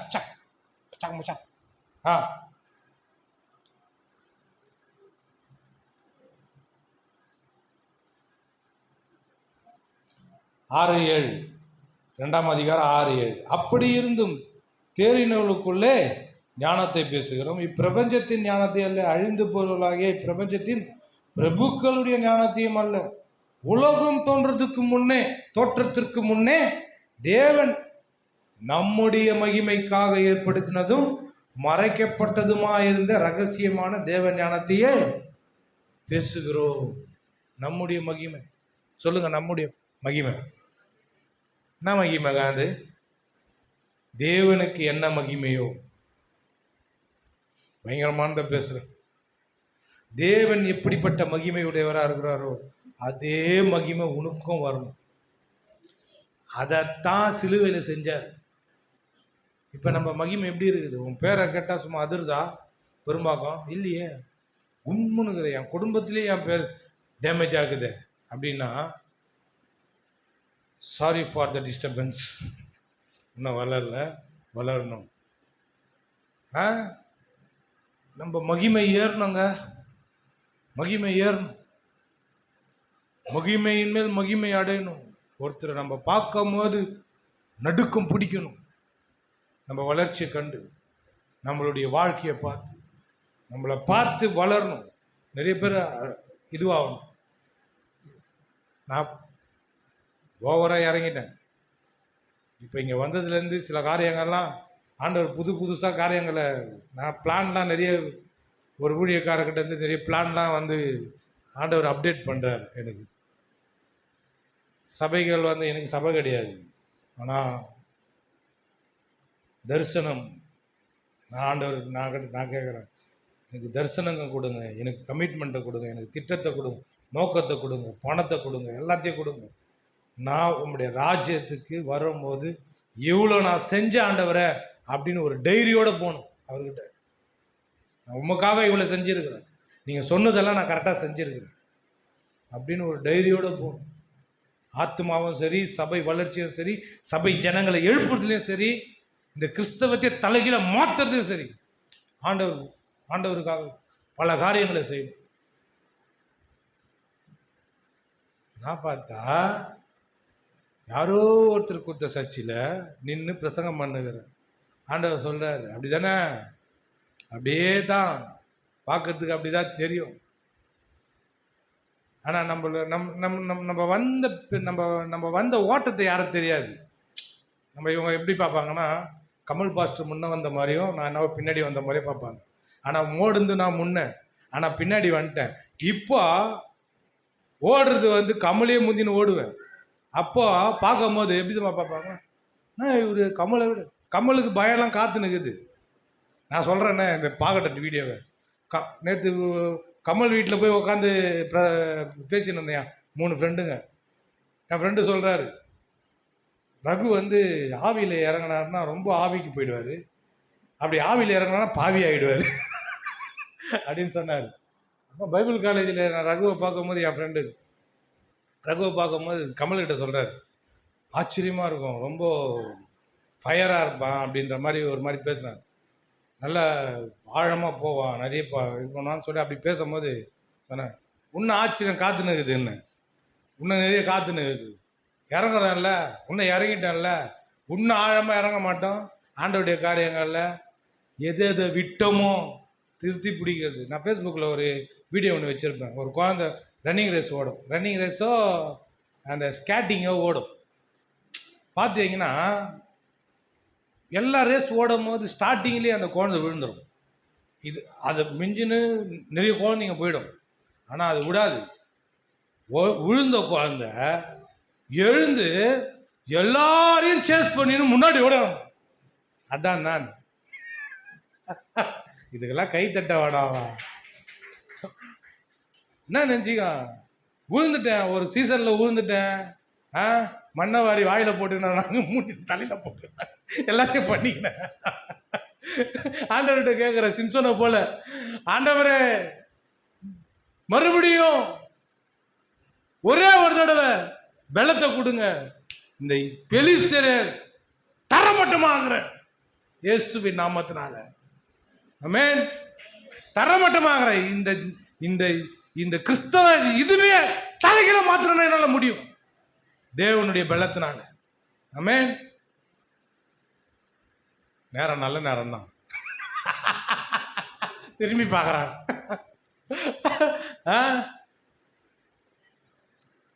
இப்போ நீங்க வந்திருக்கிறீங்களா? இப்போ இந்த வருஷத்துக்குள்ள சர்ச்சை நான் வந்து கூடுவாஞ்சேரியில் சீக்கிரம் ஸ்டார்ட் பண்ணுறேன். சர்ச் ஸ்டார்ட் பண்ணுறேன். என்னுடைய பர்சனல் சர்ச், எனக்குன்னு ஒரு சர்ச், அதை ஸ்டார்ட் பண்ணுறோம். ஆனால் இங்கே விட மாட்டேன். ஆனால் இங்கே வந்தாலும் வரலனாலும், நல்லா கேட்டுக்குங்க, வந்தாலும் வரலனாலும், என்னை மதித்தாலும் மதிக்கலைனாலும், நான் பண்ணுற பிரசங்கத்தை பண்ணினே போயினே இருப்பேன். அது நீங்கள் வளர்றீங்களோ இல்லையோ, வந்த ஜனங்க வளருதோ இல்லையோ, நான் வளர்ந்துக்கிறேன். ஹலோ, நான் வளர்ந்துக்கிறேன், நான் வளர்ந்துன்னு போயினே இருக்கிறேன். அப்போ எனக்கு தெரியுது, சும்மா நல்லா தான் இருக்குது அப்படின்னு தெரியுது, நான் வளர்றேன். ஆமென். கர்த்தர் இந்த வார்த்தைகளை ஆசீர்வதிப்பா. நிறைய காரியங்களை நல்லா பரவாயில்ல, டயர்டாகாமல் நல்லா கேட்டீங்க. அமராவதி அம்மாவுக்கு ஸ்தோத்திரம். நல்லா கேட்டாங்க. வேதா நீ தான் கேட்க மாட்டேன் அப்பன்னு.